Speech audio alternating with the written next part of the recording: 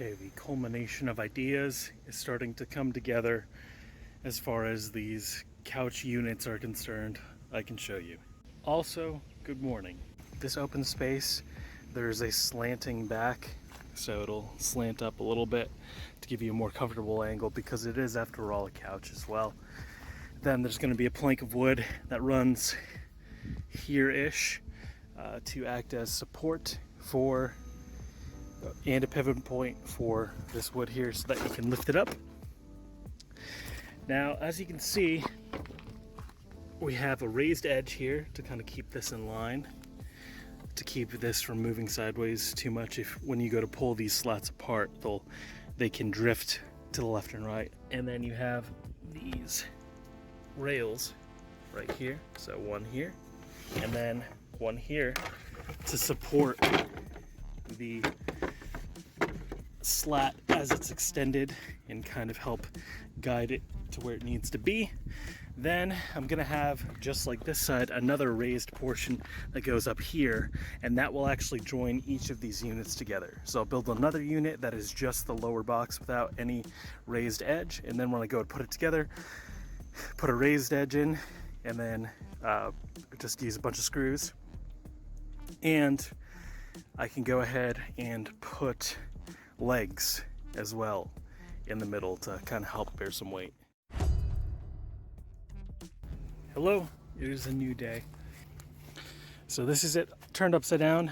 I realized I had this cross beam here, plenty of space to put the hinge on, so it could go all the way back here, could go all the way up here. It'll give me a little bit more play in the final build. The issue I'm encountering now, this is the leg that touches the floor, and this back part, originally I had put these on here to kind of lengthen it so that this would touch the back rail that goes up against the wall. No matter how much I measure it, it keeps telling me to go 4.25, I guess, inches high. Like that's the length of the leg that I need for the back. And then when I go to put everything in, it just doesn't line up properly. It turns out I only need a very minimal amount, maybe 3/4 of an inch or so. So what I'm gonna do is I'm going to take this piece of wood and I'm going to attach it right about here or so. There's gonna be a little bit of a lip, but that's okay. This is mainly just testing to see how much distance I really need, or how much height I really need, because for some reason it's a very small number. Okay, made a lot of headway today, but I'm starting to lose some daylight. Oh, well, it looks super bright out there, of course, because I'm filming from the inside, but I'm losing a lot of daylight. And I have to travel to Atlanta for video work tomorrow. Then in South Carolina for a big automaker, manufacturer, whatever you want to call it, job with them. Very grateful for the work, but it's going to take away time from what I'm doing. Let me show you what I did. This is what it's looking like so far. There's supposed to be enough room here for another unit. I need to take a measurement because it's looking really tight right now. The bottom of this should rest right on top of that rail, and it should be pretty much in line with that chair by the time that's done. Okay, I have stuff put in place.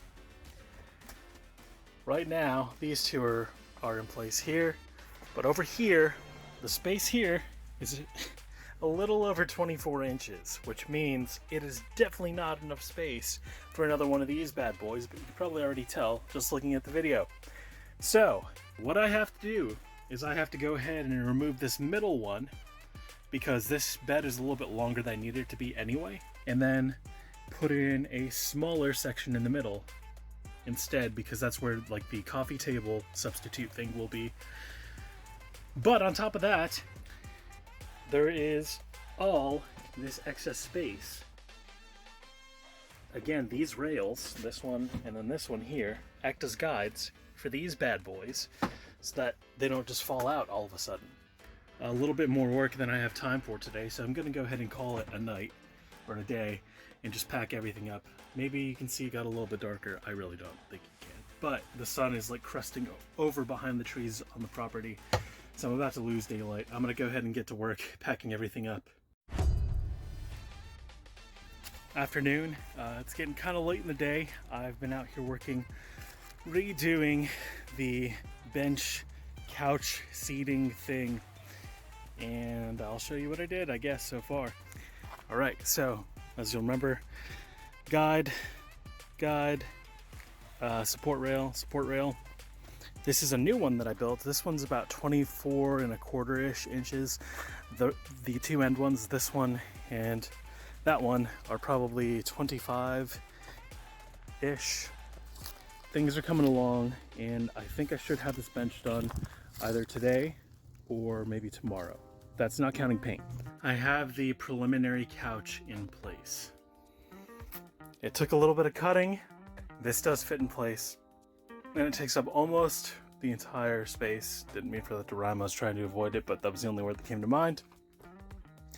And so now the next step is to go ahead and paint this and also cut the centerpiece to fit.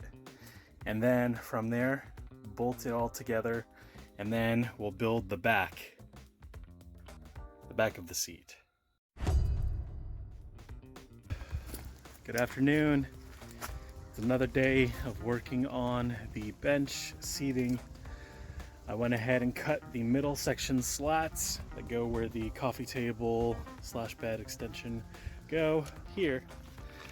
I went ahead and drilled a 3/8 inch hole, and this is some 3/8 inch dowel, and it fits perfectly, and it is going to be wood glued in these two pieces of wood because these are the legs. And so it'll be free on this end, so it'll be free to insert and uninsert whenever I want to convert the bed.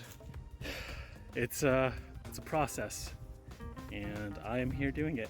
Looks like this. Here you can tell I put a little bevel, I guess, on the edge. I always forget which one's which, bevel or bezel. Just so it's a lot easier to, I guess, put the dowel through the hole instead of like a lot of guesswork. This will kind of help guide everything in to make it a little bit easier to close up. This is the piece that I had issues conceptualizing.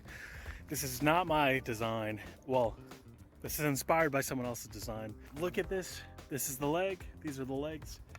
This is the center set right now. You can kind of see the legs there. I'm sorry, I'm having difficulty rotating the camera, but these dowel pins are kind of essential to the flexibility of this entire thing. Let me go ahead and show you what it looks like with this in place. Okay, so there are holes here.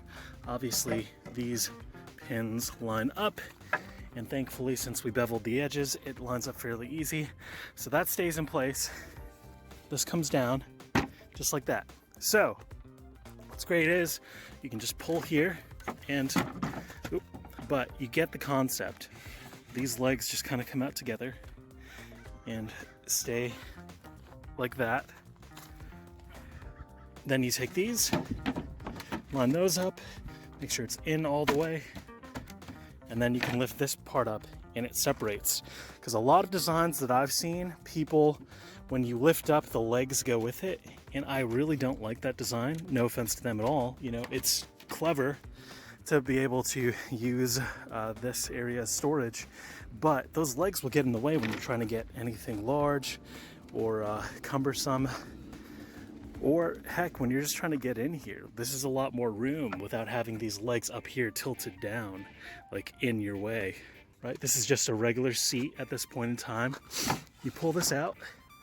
Let's say that both of these seats are in like this. You go ahead and put a slat, well, a piece of board over this, and now it's a coffee table.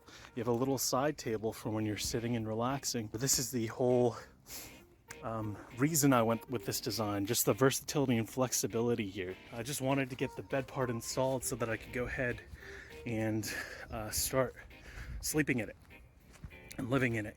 For today, I want to go ahead and see if I can finish doing the legs like I just showed you. That way I can go ahead and get everything painted. We'll see what happens, but maybe there's more to this video, maybe there isn't. I don't know. I really don't.